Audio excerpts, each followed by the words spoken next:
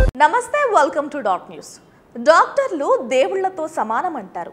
ఎందుకంటే ఒక్కొక్కసారి చావు చివరి అంచుల వరకు వెళ్ళిన వారిని కూడా బ్రతికించగలిగే సత్తా ఒక్క వైద్యుడికి మాత్రమే ఉంది.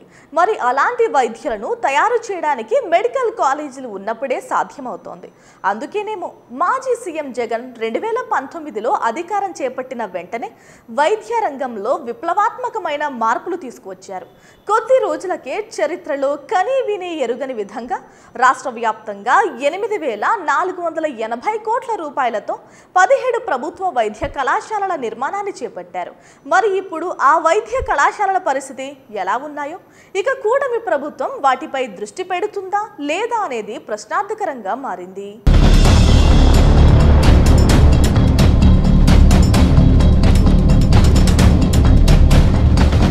ఎప్పుడూ ప్రైవేట్ వైపే మొగ్గు చూపే సీఎం చంద్రబాబుకు పేద మధ్యతరగతుల ఊసే పట్టదంటున్నారు వైసీపీ నేతలు. టీడీపీ అధికారంలో ఉండగా రాష్ట్రంలో ప్రభుత్వ రంగంలో ఒక్క వైద్య కళాశాలనైనా నిర్మించిన దాఖలాలు లేవని ఆరోపిస్తున్నారు. ఇక ఉమ్మడి రాష్ట్రంలో వైఎస్ రాజశేఖర రెడ్డి చొరవతోనే రిమ్స్ల రూపంలో కొత్త వైద్య కళాశాలలు ఏర్పాటయ్యాయని, ఆ తర్వాత ఆయన తనయుడు వైఎస్ జగన్ పాలనలోనే ప్రభుత్వ రంగంలో వైద్య విద్యకు అత్యంత ప్రాధాన్యత దక్కిందని అంటున్నారు. ఇక ప్రభుత్వమే ఇన్ని వైద్య కళాశాలలు ఏర్పాటు చేయడాన్ని చంద్రబాబు అప్పుడు ఇప్పుడు కూడా జీర్ణించుకోలేకపోతున్నారని టాక్. ఇటీవల వైద్య కళాశాలలపై జరిగిన సమీక్షలో ఆయన తీరు స్పష్టంగా ప్రదర్శితమైనట్లు సమాచారం. వైద్య కళాశాలల కోసం 8,000 కోట్ల రూపాయలకు పైగా బడ్జెట్ ఏమిటంటూ చంద్రబాబు ఓ సమావేశంలో ఉన్నతాధికారులపై అసహనం వ్యక్తం చేసినట్లు తెలుస్తోంది. కూటమి ప్రభుత్వ తీరు చూస్తే వచ్చే ఏడాది ప్రారంభించాల్సిన మిగిలిన 7 కళాశాలలను అటకెక్కిస్తారన్న అనుమానాలు వ్యక్తమవుతున్నాయి.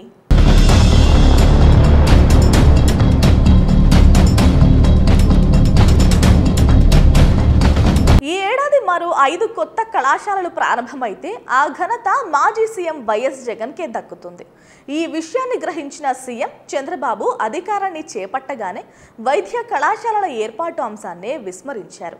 దీంతో గత నెల 25న ఎన్ఎంసీ 5 కళాశాలల్లో తనిఖీలు చేసి అనుమతులు నిరాకరించింది. దీనివల్ల రాష్ట్ర విద్యార్థులకు అదనంగా రావాల్సిన 500 సీట్లు నిలిచిపోయాయి. కొత్త ప్రభుత్వం మిగిలిన వైద్యులు సిబ్బందిని నియమించి ఉంటే కళాశాలలకు తప్పనిసరిగా అనుమతులు లభించి ఉండేవని వైద్య శాఖ వర్గాలు చెబుతున్నాయి.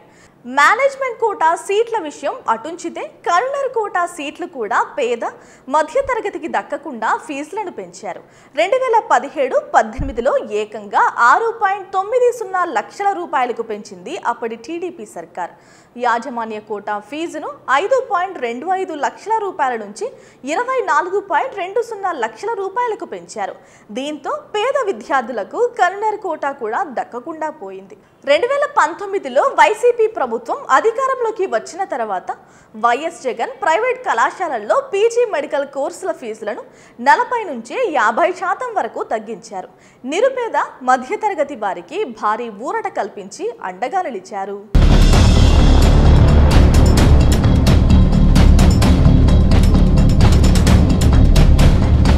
మొత్తంగా చూస్తే కూటమి ప్రభుత్వం వైద్య కళాశాలల విషయంలో మౌనం వహిస్తుందని టాక్ వినిపిస్తోంది. మరి తమ పరిస్థితి ఏంటి అని వైద్య విద్యార్థులు ఆవేదన వ్యక్తం చేస్తున్నారు. రాష్ట్రంలో ఉన్నది కేంద్రంలో అధికారంలో ఉన్న బీజేపీ భాగస్వామిగా ఉన్న కూటమి ప్రభుత్వమే. పైగా రాష్ట్ర వైద్య శాఖ మంత్రి సత్యకుమార్ బీజేపీ నేతే. కేంద్రంలోనూ టీడీపీ అధికారాన్ని పంచుకుంటోంది. అలా ఇన్ని అనుకూల పరిస్థితులు ఉన్నప్పటికీ చంద్రబాబు ప్రభుత్వం కనీసం వైద్య కళాశాలకు అనుమతులు కూడా రాబట్టలేకపోవడంతో ప్రజలు మండిపడుతున్నారు.